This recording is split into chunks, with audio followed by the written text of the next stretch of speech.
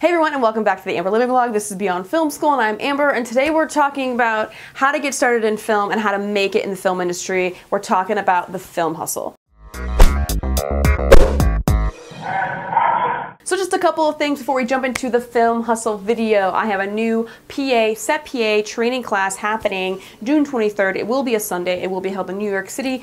Exact location to be disclosed once you are registered and paid in full. I have a new blog post up, how to handle unwarranted advice, because lately I've been getting a ton of criticism, feedback, and I didn't ask for it, and this is how I handled it. I also will be doing free resume reviews till the end of this month. So get your resume to me, email it to beyondfilmschool@gmail.com if you want a free round of notes on your production resume. I'm happy to do that for you. And also a film friend of mine, Amy Clark Films, she has an updated ebook about how to find work in film. It's basically a step-by-step guide and advice on how to get your first gig in film, which is totally related to this video. So if you've clicked on this video, I'm pretty sure this ebook will be just for you. The link for that will be below. Subscribe if you are new to my channel. I talk about everything in the film industry. I'll give you the real insight to the film industry. So subscribe, notification bell, all that jazz. You can follow me on Facebook, Twitter, and Instagram to know what I'm up to. So let's get to the video. The film hustle. Let me just preface this whole video by saying I'm not going to be your coddler person. I'm not going to baby you. I'm going to tell you how it really is. You need to be tough. You need to have a thick skin. You need not to give up. You need to accept rejection. All those things I'm going to address. Now, I call it the film hustle because it is not easy. It is not easy working in film. It's not easy to get started in film. It's not easy to keep your career in film. And it's not easy kind of figuring out your life while you're working in film. So all of those things I'm going to address in this video. I keep getting the same question over and over, or some form or another about this question. How do you get film jobs? Now, if you're asking this question, I'm going to guess that you have no contacts and you have no in. You have nothing that could really, help you along the way. So you are resorting to this video, and I am trying to help you as much as I possibly can, because I was once where you are now. I did not have any contacts. I didn't have a rich aunt or uncle. I didn't have a producer, cousin, or whatever. I didn't have any of that stuff to get into filmmaking. To fast forward 12 years where I am now, most of my jobs, 90% of my jobs, come from word of mouth or come from recommendations. And that is basically where you want your career to be. You don't want to spend your time looking on Craigslist, looking on Facebook, Mandy, Media Match, all those websites, all the online Facebook groups for jobs. Because, man, I've been there, and that stage in your career really, really sucks because you're really desperate and you're just like looking for any gig that's going to get you more and more experience, and it's so hard to, you keep updating your resume, you keep applying to jobs, and that stage just sucks. And this period is usually like 2 to 3 years long when you're first starting out. It's like you are going to be continuously applying to things or trying to keep getting on set, and it's going to be your active job. Your job is going to be looking for jobs, basically, and that period sucks. So you want to get to the point where you've done so much where people are like, oh my god, they did a great job and I want to hire them, or I want to recommend them. So that is where you want to be. I mean, it's a really nice spot to be in when you get the phone calls instead of you making the phone calls or you emailing the person. You need to put yourself out there. That's the number one thing I'm going to put. This is the first thing you need to do, is you need to put yourself out there. And what do I mean by putting yourself out there? First of all, you need to start getting around, people that are also in the film industry. And how do you do that? You need to start going to networking events. You need to be around the people that want to make movies, because you want to be around those people, you want to work around those people. You need to be around those people. You can't just isolate yourself, stay in your bedroom and apply to jobs, because that's just going to be a waste of your time. You need to put yourself out there. Another way that you can put yourself out there is just having conversations with people you already connect with. I used to work in distribution, and I have a video on distribution, like Distribution 101. That job, if I didn't have that job, I wouldn't be an AD today. One of my coworkers, he was the editor, and it was me and him running a lot of the stuff, and he said he wanted to make a short film, and I was like, oh my god, I'll totally help you, because I liked who he was, and he was really, really great at filmmaking, and I was like, sure, I'll totally help you out, I'll volunteer my time, I was willing to just help him out, and he wanted to make me a script supervisor, and I was like, sure, I'll be a scripty, I'll be, continuity, I can totally do it, I'm meticulous, I can totally do it. And then a couple weeks later, he was like, I really want you to be my AD. Now, the reason why he said that is because maybe a month or so before that conversation ever happened, I mentioned how I missed being on set and how I really wanted to be a first AD one day. Even though I was working in a distribution office for films, that was what I wanted to do. I wanted to be on set, I wanted to be a first AD, and he knew that. So I think once he realized he needed an AD and he thought that I had the personality and the character traits to be an AD, he was like, you know what, Amber, I want you to be my AD, that was my first volunteer AD gig. And if I didn't volunteer and give my time to AD that gig, then it wouldn't have started my career. It just wouldn't have happened. And if I didn't talk about how I wanted to be an AD, if I didn't talk about my goals, so that's what I'm saying to you now. You need to talk to people about what you really want to do. All right, so I mentioned this before, jobs online. There's going to be a period when you're first starting where you are going to be constantly applying to jobs online. And it sucks. I hated it. And I still apply to jobs now, every now and then, where I'm like, that seems like a pretty cool job post, I'll apply to it. And let me tell you that you're going to face a lot of rejection. If you are not ready to face rejection, you're really not ready to work in the film industry. And I don't mean that in a horrible, mean, malicious way. It's just true, because a lot of this is going to be people telling you no, or you can't, or you're not qualified, or whatever the case may be. They're just going to be telling you no, and they're going to be telling you things you don't want to hear. So you need to be ready to be rejected all the time. And I have a video about rejection, oh my goodness, and about kind of moving past, because you are going to be told no and rejected all the time, and it really does start to affect how you are and your mood and how you feel about film, and whether or not you are, you're going to start questioning yourself and whether you're worthy enough to work in the film industry. So be prepared to be rejected. I will address this. Okay, online groups. Now, I've mentioned Mandy, Media Match, Entertainment Jobs, there's NYC Film Crew, there is all these online websites that you can apply to. I think staffmeup.com and Stage 32 has some jobs sometimes. So those job sites are a way to find jobs, and that's great.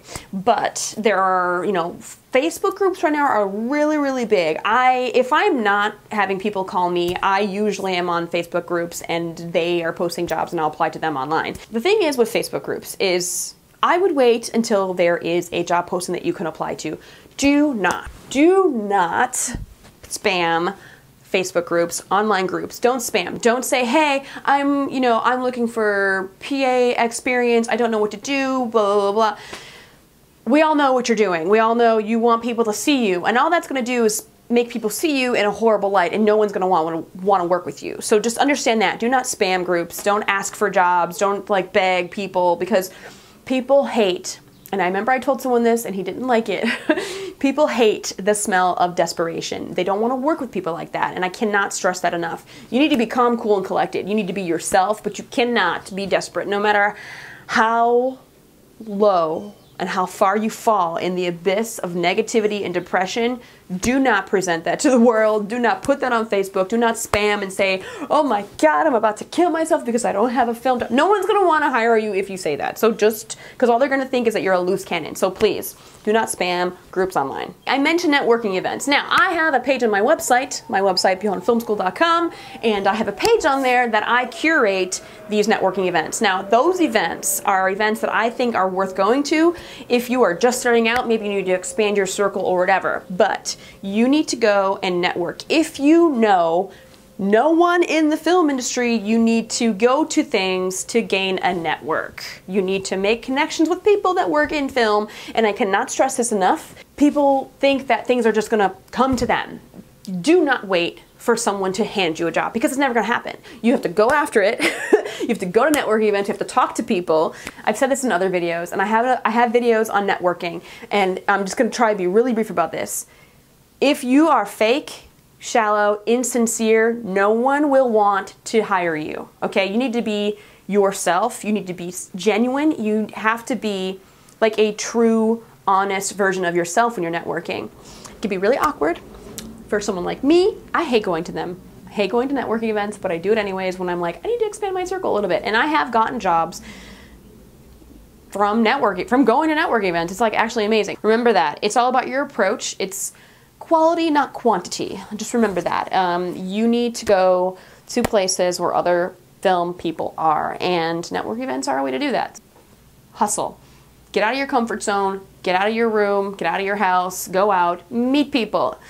I mean, for people who are extroverts, God bless them. But people who are extroverts probably have all those contacts already, and they're already out there making connections. People who are like me, who are introverted, and some people don't believe I'm introverted, whatever, but I find myself really awkward in those situations where I don't know a goddamn person in the room. So it's very hard, I understand that, but you gotta do it. As I mentioned before, volunteer. Now, what do I mean by volunteer for things? Now, I wouldn't be where I am today if I did not volunteer on things, and a lot of people like to be wage snobs. A lot of people like to say, do not work on things if you are not being paid. Now, here's the thing. If you have zero experience, who the f is going to hire you on their film set if you have zero experience?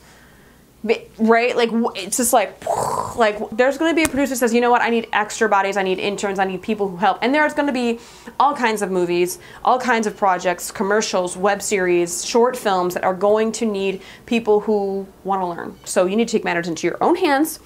Volunteer for things, get yourself out there, and get on sets. When you are moving out of a department or moving up or trying to level up, sometimes you need to volunteer. So for example, directors, if you know a writer and you know a DP that wants to shoot something and they need a director, volunteer your time. Maybe they're doing film challenges. Maybe some people like to make these cool shorts, like small skits. If you are a DP, volunteer to do the camera work. I mean, you're trying to gain things for your reel, right? You're trying to gain things for your reel, trying to gain things on your resume. Volunteering for small projects is a way to do that, and I did that. Some people are against it. What I'm saying, people gain from it. That's what I'm saying. You have to build your reel and resume somehow, and not all of the work's going to be paid. It is very rare that you're going to encounter a person in the film industry that has never worked a free gig. 99% of the people that work in the film industry have worked a free gig once in their life. Pretty sure of it. So just to reiterate another point, not giving up. Now, I talked about rejection and keep applying, keep getting yourself out there. And all of that is basically summed up in not giving up. You cannot give up. If you give up, you are not cut out for the film industry anyways. I'm just going to say it. I'm just going to say it. If you get rejected, you're going to get rejected another time and another time. Even if you've been, you know, doing really well, there might be a rough patch in your career where you just can't get a gig, and that's going to happen. Even if you have years and years of experience, it's going to happen where you still get rejected. And no matter what, you just got to tell yourself not to give up. Persistence. There's a lot to be said about people with persistence. If you have a goal and you are not going to give up on it, it says a lot about you. You're determined. That goes a long way. And a lot of people forget about that. Persistence, determination. Now, if you've watched my channel enough, you've seen a few videos, and I'm a real big advocate for positivity. And you have to stay positive. And I talked about this before. No matter how far you fall down the negativity abyss, you need to make sure you stay positive. But negativity is just, you think you're not going to get it. You have the mindset where you're just like, it's not going to happen for me. You cannot think like that. You cannot think it's not going to happen for you. You can't keep saying and telling yourself, maybe this isn't going to work out. What am I going to do? What's my backup plan? Like you have to stay positive. Because once you're positive and you have a positive mindset, other ideas start popping into your head, and then other opportunities start opening up. So you have to stay positive. You have to stay positive. It's really, really hard sometimes when you're just starting out, or maybe you're going through a rough patch. It's very, very hard to stay positive. But I'm here to tell you, positivity goes a real long way. I mentioned a little bit about creating your own opportunities. Now, what do I mean by that? If you're a writer, start writing scripts, get your buddies together, get your friends together, get coworkers, friends, family, cousins, whatever it is, get some warm bodies and make a friggin' movie. If you're a writer, start writing and write movies for people who want to make them. If you're a director, start writing your own stuff and start getting everyone together. I mean, here, it's like I'm repeating myself, right? If you are a DP, write something and then get your friends together and make it.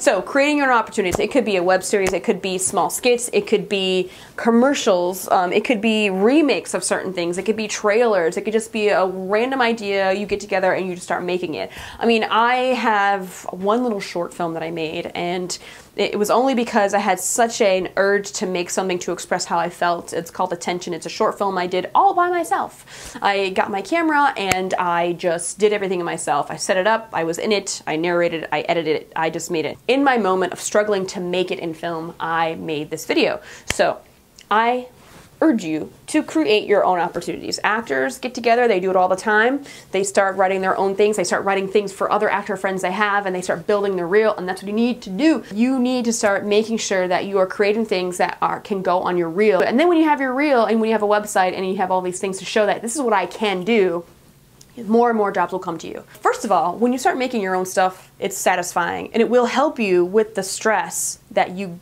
get from being rejected all the time when you're applying for jobs. So just think about that. Think about the good it does. Getting your creativity out there is such a great feeling, for me at least.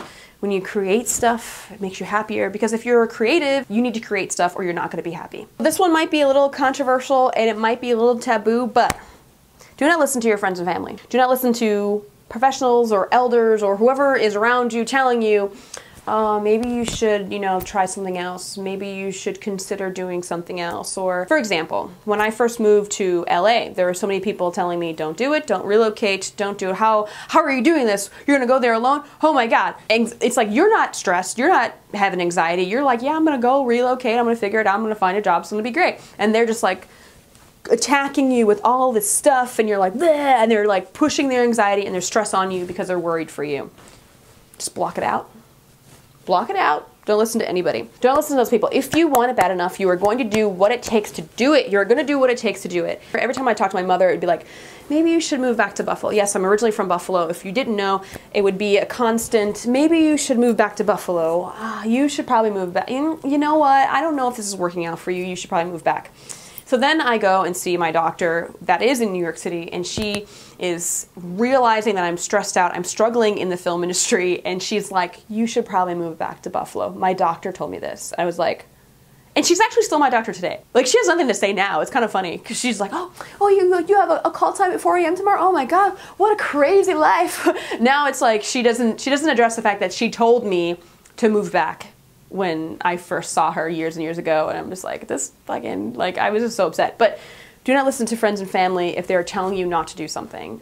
It is very hard because they care about you, and they are people that you trust, so you're like, maybe I should listen to them, but I will tell you, it's very hard to block it out, but you need to block them out. You need to listen to you, and you have to really, if you know it's right and you feel it in your soul that this is what you want to do with your life, you're gonna make it, and you just have to do what feels right for you. Starting out is one thing. That is a separate hustle. Starting out, super hard. You're gonna be poor for a while. You might be eating ramen every day. For me, it was like white rice every day. Like, you're not getting enough work, and you're like a barista or a waitress or a bartender on the side. And trust me, having a flexible job does help in this industry, because you're not gonna have a constant gig all the time. That hustle is gonna last a while, but when you actually get your career going and you're like, okay, I've PA'd on so many things, now I wanna move up. When you decide to move up, that is another separate hustle, and that is the hardest part about it. Like, for example, PAs in the union world, so they have to do 600 days to get into DGA as a second, up to a key second AD, and when they move and they get their book in, the next hustle for them is to get the AD jobs. They have to be like, I don't want a PA anymore, I got an AD, I got a second, I gotta move up. So for them, the hustle is, I mean, it just never stops every time we move up. Like, for me, as an AD, I did short films all the time. So I had short films, commercials, web series, and all of those on my resume, and then I was like, I have to do feature films. How am I going to be able to do a feature film? And that was the biggest hurdle for me, is to get into the feature film world, because a lot of people won't hire you until you have a feature film under your belt as an AD. And man, luckily, someone really liked me. They really liked me, and they were like, okay, let's make you a second AD on this feature film. And then I moved up to a first AD during that feature film, and I got the credit for a first AD, and it was like, thank God, because if it wasn't for that, I wouldn't get another one and another one and another one. So it's always hard moving up to the next level. The hustle doesn't stop. You've been warned. You've been warned. The hustle doesn't stop. One more thing about hustle.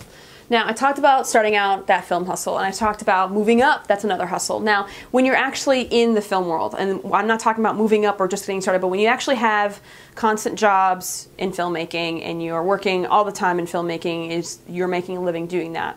Another hustle, another struggle that you're gonna have is kind of balancing your life and work life. your work and home life, or your love life, and having a relationship and working in film can be pretty tough.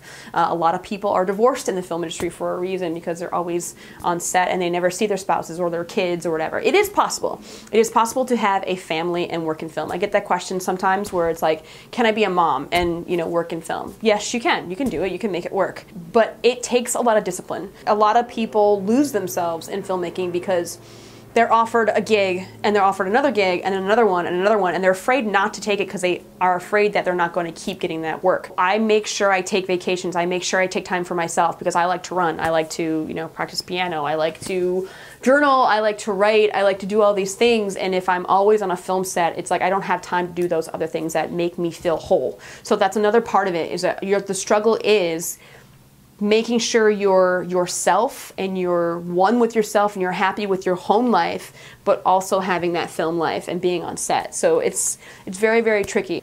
You may be that person that filmmaking is your everything, but for a lot of people, filmmaking isn't their everything. Like for me, filmmaking is not who I am, it is what I do. It's what I like to do, it's the job I like to have, but you know, I like traveling, I like going for a random run, like I like other things besides filmmaking, and some people find that that might be like a blasphemous phrase. It's like, you like other things besides filmmaking? I'm here to tell you that, yeah, there are some people who actually have a life outside of filmmaking, and it is kind of difficult to make that happen. So just know that in advance. So that has been the video on the film hustle. I think I covered all bases. It's a struggle. The struggle is real when it comes to filmmaking. It's crazy. For everyone who made it to the end of this video, I commend you, and you are probably one of my more loyal subscribers, and thank you for watching, first of all. Thank you for subscribing. What has been happening? I haven't posted in weeks and weeks and weeks, so I have been struggling with a criticism crisis, if you will. I've been getting so many emails, messages, tweets, DMs about what I should be doing or how to improve, or, you know, you change your format, or make sure you should be doing this and this is and it's tough when you're putting yourself online, and I have more eyes on me, and I kind of felt like not posting because I felt that as soon as I post something, I'm going to be criticized. And I actually kind of got a little bit of writer's block, and I couldn't figure out what to do a video about. And I'm like, why can I not think of something? There have been times where I didn't post, but it was because I didn't have time to make the video or edit it. But to have true writer's block and not know what to post was kind of scary for me, because it doesn't really happen all the time, or ever for that matter. So I was like, oh my God. So my last video was probably like let's see, I'm looking at the calendar, so by the way,